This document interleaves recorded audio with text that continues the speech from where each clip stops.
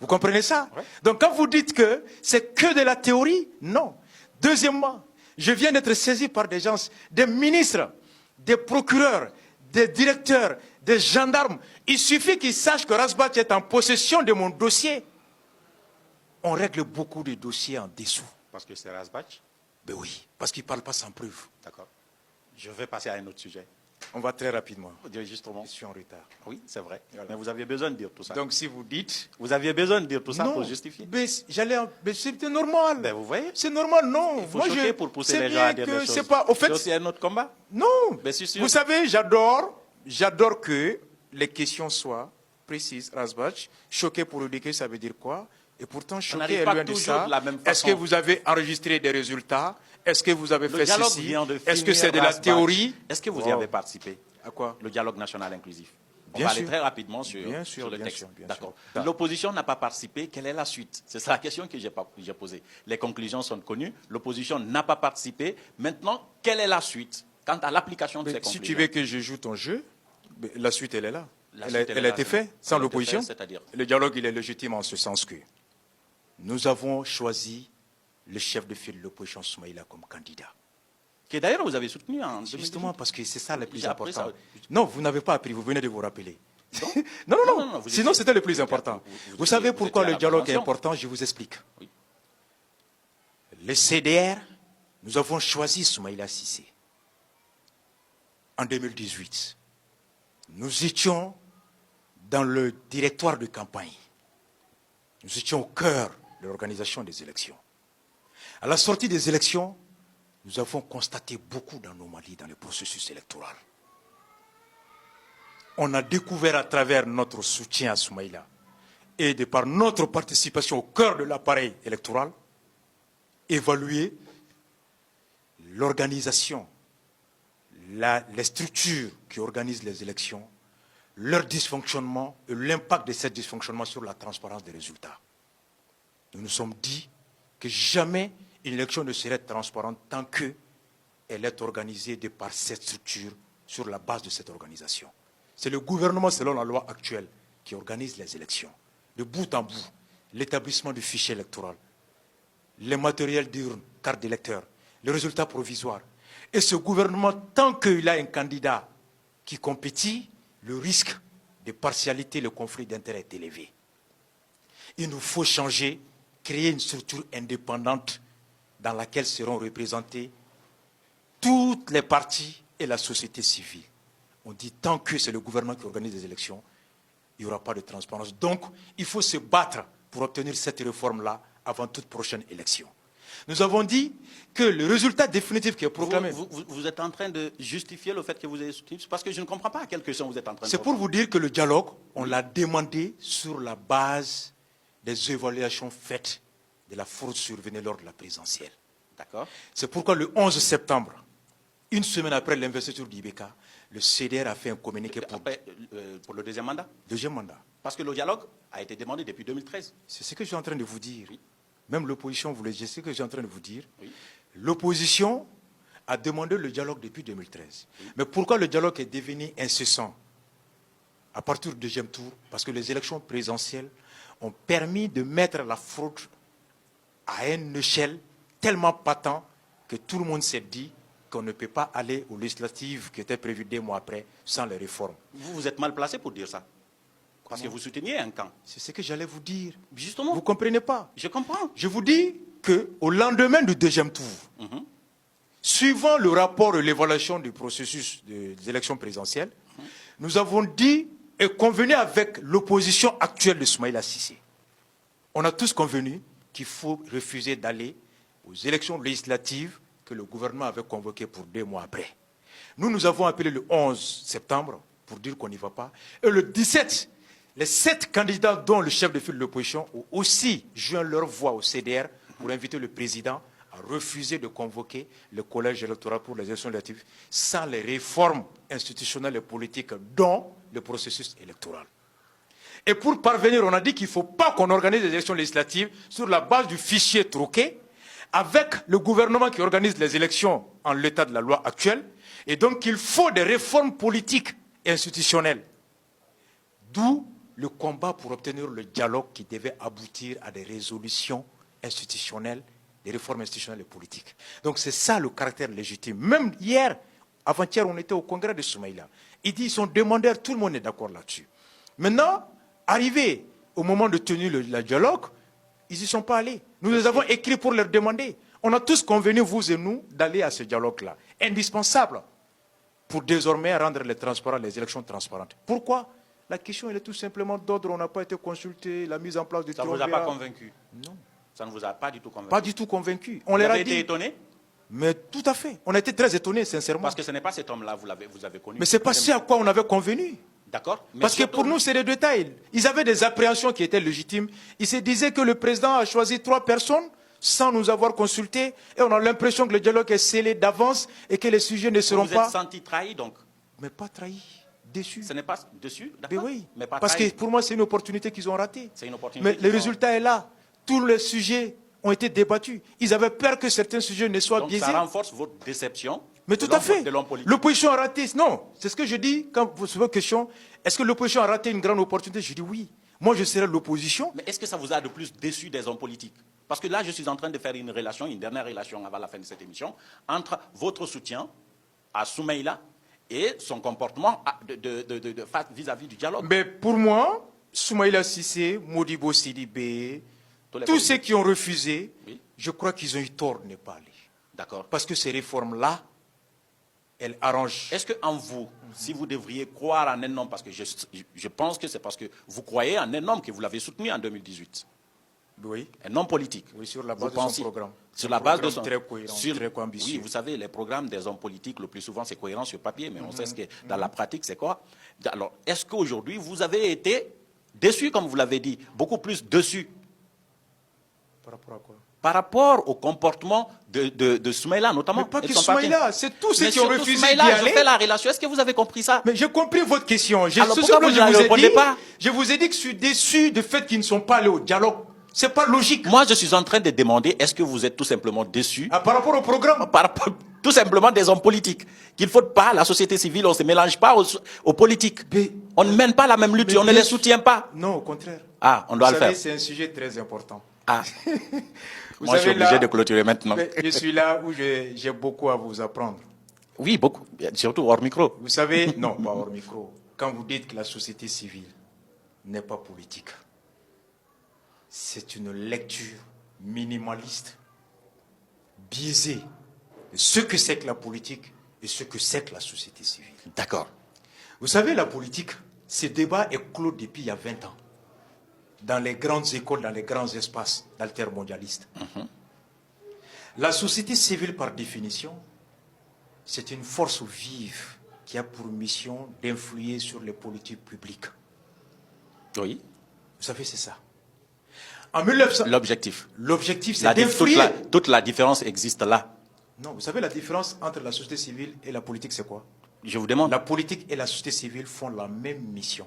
La différence, c'est tout simplement la politique conquiert et exerce le pouvoir, à la différence de la société civile, Mais justement. qui fait de la politique pour influer sur les politiques publiques. On fait tous à la base de la politique. Ben voilà. Qu'est-ce que le CDR a fait? Qu'est-ce que le Et CDR a toute fait? société civile, Qu'est-ce que le CDR a toutes fait? ces sociétés civiles font, sérieuses dans le monde, qui ont conscience de leur boulot, c'est évaluer son objectif par rapport à un secteur déterminé, choisir les programmes et choisir les hommes contribuer à leur élection pour qu'ils puissent mettre en œuvre votre vision. C'est ce que les écolos font partout dans le monde.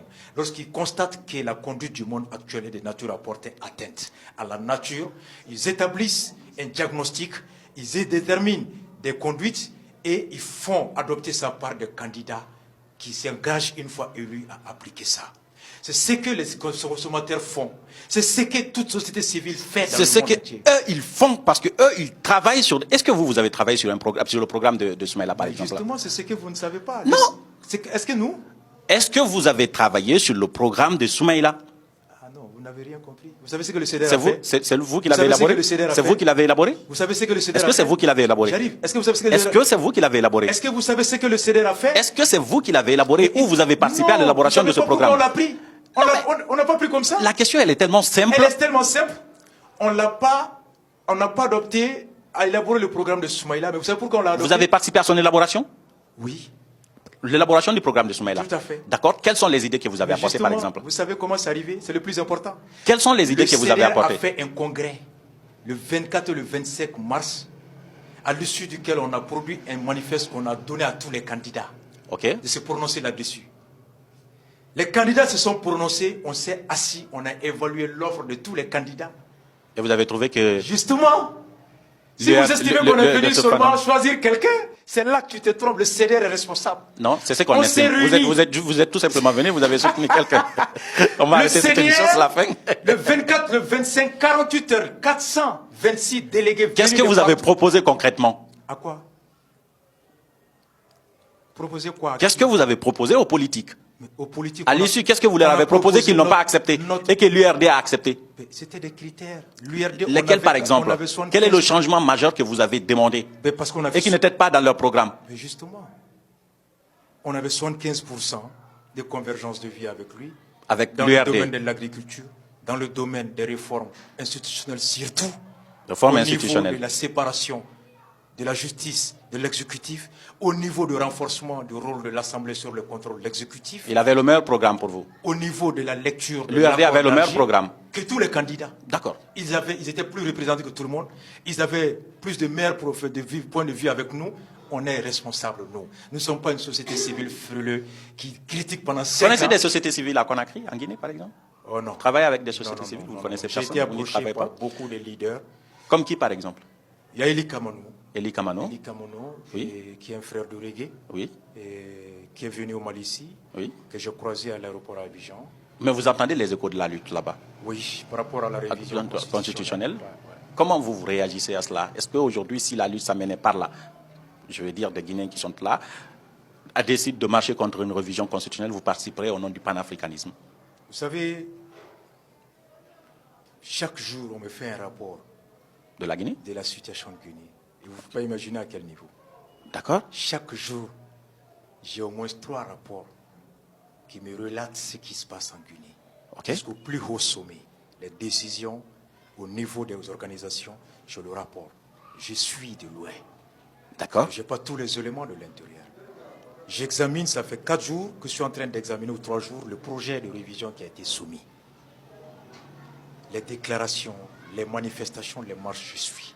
Alors, quelle est votre position, par exemple, par rapport au principe suis- de changer une constitution en Guinée? En fait, je ne suis pas contre le changement d'une constitution. C'est une œuvre humaine qui est appelée à évoluer. L'homme, à chaque moment de son parcours, doit s'arrêter et évaluer, voir ce qui manque pour pouvoir satisfaire l'existant, l'actuel, et qu'est-ce qu'il faut pour appréhender le futur. C'est tout à fait normal. D'accord? Dans ce Le cas, vous ne problème- comprenez pas. Le problème en Guinée, ou les divergences en Guinée, je crois entendre et comprendre de part et d'autre que nul n'est contre la révision. Mais c'est l'intention qui est prêtée par les uns aux autres de vouloir se briguer un 3e mandat. Il y a une différence, au fait. C'est Nul ce n'est qui contre la révision, mais on parle d'un changement. Le camp présidentiel voudrait changer la constitution Je ne sais pas existante. si vous me comprenez. Je dis en entendant, en écoutant ceux qui prétendent, Je répète ce défendre- que vous avez ceux qui dit. prétendent défendre la Constitution, leur argument majeur est qu'ils prêtent l'intention au camp Je suis d'accord. de pouvoir de C'est bien vouloir cela. modifier Oui. avec un fond de briguer un 3e mandat. D'accord? Le camp gouvernemental dit que, au contraire, c'est pour redynamiser, donner un nouveau souffle Oui. aux institutions à travers la Constitution. Oui. C'est ce qui est avancé officiellement par les deux. Oui. Je dis, lorsque mon appréhension actuellement, par rapport à ce qui se passe en Guinée, un pays frère, j'ai beaucoup de parents qui sont là-bas. On est tous du même terroir, la même culture, et nous avons 2 destins liés. Une insécurité au Mali a une répercussion économique, sociale et sécuritaire en Guinée. C'est sûr. Une insécurité, une crise, de quelque nature qu'elle soit en Guinée, a une répercussion, de quelque forme qu'elle soit, à l'intérieur du Mali. Moi, j'ai 2 préoccupations aujourd'hui. Je me dis qu'Alpha Condé, il incarne encore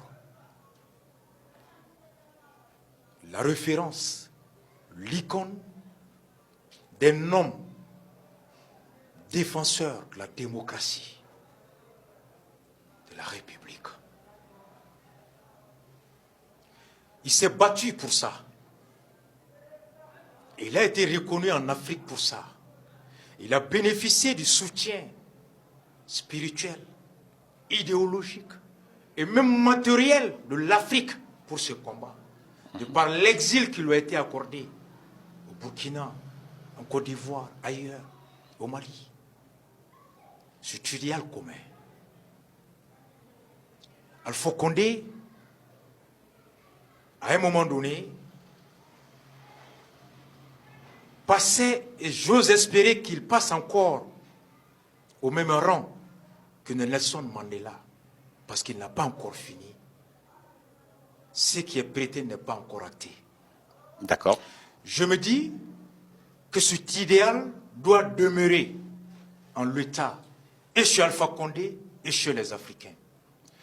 Le changement, si il est réel, du mandat, pouvant donner lieu pour chaque citoyen, dont Alpha Condé le droit de briguer un autre mandat sur la base de la nouvelle constitution, qui pourrait être non rétroactive, le point de départ d'un compteur zéro, ce qui pourrait poser deux questions. D'une part, la non-limitation des mandats, à la fois n'est pas gage de développement. En atteste l'Allemagne, où il n'y a pas de limitation des mandats. Pour ça, c'est un pays qui se développe. Oui. Et la limitation des mandats n'est pas aussi gage du développement. Il y a des pays où ce n'est que 2 mandats, qui sont pour autant pauvres, où les droits de l'homme ne sont pas respectés. Je suis d'accord. Mais on est dans une question d'éthique. Si aujourd'hui, l'argument de modifier la Constitution repose sur dynamiser les institutions en vue de développer, d'améliorer les conditions de vie des Guinéens, la question se pose, les 2 mandats finissant, en quoi la Constitution actuelle a été un obstacle au développement, pour qu'il y ait raison ou besoin de modifier en vue de développer. Parce que certains présidents, à 2 mandats, à durée moindre que celui de la Guinée, comme aux États-Unis, 4 à 4 ans, ont produit plus de résultats que la durée de la totalité des 2 mandats de Alpha Condé. C'est sûr. Donc, en quoi, si la limitation, le changement de la Constitution est présenté comme un moyen de donner de la dynamisme aux institutions guinéennes en vue de permettre d'améliorer les conditions des Guinéens, en quoi cette Constitution a été un obstacle? Il va falloir expliquer. En quoi cette Constitution a été source de corruption? En quoi cette Constitution a été source d'impunité? En quoi cette Constitution a été source d'incapacité pour l'État de donner de l'eau à tous les Guinéens, de l'électricité à tous les Guinéens, de sécuriser tous les Guinéens, donner de l'emploi aux Guinéens, donner de l'espoir, de la dignité aux Guinéens? En quoi la Constitution actuelle a été un obstacle? Et en quoi le changement pourrait être un facteur de développement? C'est la question qui se pose. La réponse à ces questions nous permettra de savoir si on est dans la satisfaction des ambitions d'un seul homme ou si on est réellement dans la recherche du bonheur du peuple. Très bien. Voici ces questions que je me pose. De très bonnes questions. Donc, à mon avis, je prie pour la Guinée. Je suis un panafricaniste. J'adore ce pays-là. J'ai envie, je contribue à ce débat. Et pour terminer, l'article 110 du projet de révision constitutionnelle qui a été soumis par Alpha Condé dit que c'est le président de la République qui nomme les juges de siège, les procureurs, les juges administratifs. Vous savez, nous au Mali, l'une des raisons de ce dialogue et l'un des obstacles du développement et de la stabilité de l'Afrique, c'est l'absence de l'indépendance de la justice. C'est l'inféodation de la justice à l'exécutif. Tant que c'est nos présidents, qui est le président du pouvoir exécutif, qui à la fin de chaque année, par décret, mute les juges n'est jamais indépendant. Parce que si moi, juge, j'ai en possession un dossier d'un commerçant qui aurait bénéficié d'un marché public, qui surfacture et qui reverse des commissions aux partis au pouvoir, avec ces rétrocommissions, le parti arrive à financer ses activités et prendre de l'avance sur les partis concurrents. Et que moi, j'investis pour trouver qu'il y a une surfacturation avec la complicité d'un cadre de l'administration. Et que je vais poursuivre ce fonctionnaire, que je vais poursuivre ce commerçant, le parti qui a bénéficié de cette surfacturation, dont le parti est au pouvoir, le ministre de la Justice peut venir me voir les dossiers de ce commerçant, les dossiers de ce fonctionnaire, il faut les laisser. Le commerçant est un grand bailleur du parti. Si je vais demeurer dans la logique de l'éthique professionnelle, à la fin de l'année, par un décret, on m'enlève de ce tribunal, de ce dossier, et on amènera quelqu'un. Et si chaque juge veut éviter d'être muté à zéro courir dans la forêt, dans des zones où il n'y a rien, par peur d'être éloigné de sa famille, par peur d'être muté dans des zones où il n'y a pas de dossier, et par souci ou ambition de rester à Conakry, aucun juge n'aura le choix que d'être à l'écoute et sensible aux dossiers qui touchent les hommes du pouvoir. L'indépendance ne serait qu'utopique. Donc la vraie indépendance, nous on est en train de se battre au Mali pour que le président ne puisse plus avoir à juger, alors on ne saurait pas laisser passer ça en Guinée. Alpha Condé ne pourrait pas se battre pour la démocratie pendant 20 ans et venir proposer un projet qui renforce encore l'emprise du pouvoir exécutif sur la justice. Parce que la démocratie repose sur l'indépendance des pouvoirs législatifs, exécutifs et judiciaires. Alors, à M. Alpha Condé, qui est notre grand-père, qui est notre père, qui a su incarner cet idéal-là, ses petits-fils guinéens et africains lui appellent à s'inspirer de Nelson Mandela, qui au terme de son seul mandat, lorsque les membres de l'ANC sont venus proposer à Mandela de briguer un second mandat, Nelson Mandela leur a dit, est-ce que vous avez pitié de ce pays? Est-ce que vous avez conscience du poids de mon âge, de l'énergie que la construction de mon pays requiert? J'en suis pas capable physiquement. Il y a une nouvelle génération qui a une intelligence qui est capable de régler les problèmes d'aujourd'hui. Et la nation gagnerait à promouvoir la nouvelle génération. Nelson Mandela aura laissé 3 héritages. D'avoir abandonné, refusé de briguer un second mandat, d'avoir combattu l'apartheid et l'accord d'Arusha. J'invite le grand-père Alpha Condé à s'inspirer de son grand frère Nelson Mandela. Il est un grand homme. Il a inspiré beaucoup d'opposants en Afrique. Il continue d'inspirer beaucoup de jeunes Africains. Il lui reste encore le temps de revenir à la sagesse africaine. Il a le droit en tant que citoyen. Il a le droit en tant que Guinéen. Mais il y a ce qu'on appelle le droit positif et le droit moral. Est-ce que moralement il a le droit? Le petit-fils pose la question. Rastafari. Rasbach. Non, Rasbach, tu tiens le micro, je clôture mon émission. Ça marche. Porte-parole du CDR. En tout cas, c'est la fin de cette émission. Ça fait plaisir de discuter avec. Énormément. J'ai envie de venir en Guinée. Je suis en train de me... Tu es une fois venu en Guinée? Jamais. Ah ben, en Guinée, oui. À Sigiri. À Sigiri. À Conakry et pourtant? Non, jamais, jamais. D'accord. Ma mère, elle est Keita. Ok. Ma mère, elle est Keita. Mon grand-père maternel est juste, je crois, 30 ou 40 km après Sigiri. Sansandou. D'accord, c'est pas grave. Ça, en tout cas, encore une fois. Des années avant colonisation. En tout cas, merci encore une fois d'avoir répondu à notre invitation. Ça marche. Derrière les Allez, caméras. quelque chose à toi. Et à tous tes téléspectateurs, à tous tes auditeurs, je les salue énormément. On est de cœur ensemble. Que Dieu préserve ce beau pays, la Guinée. Que la paix y règne à l'intérieur. Que la sagesse habite les esprits de tous nos frères de la Guinée. Et que voilà, que l'esprit de construction de paix puisse prévaloir sur tout. D'accord. Que Dieu puisse inspirer tous les bords politiques et sociaux afin que l'arbre de la parole puisse prévaloir comme seul endroit de discuter, de sortir main à la main avec des ambitions positives pour la Guinée, pour l'Afrique et pour tout le monde. L'équipe technique était composée d'Amara Alexilla, Mohamed Aliouba et Alassane Diallo assurent le montage. Tout de suite sur l'Espace TV, c'est la matinale qui commence, on se lève tôt. Enfin, lève tôt, ça s'appelle comme ça. Nous, on se retrouve dans un autre numéro. Au revoir.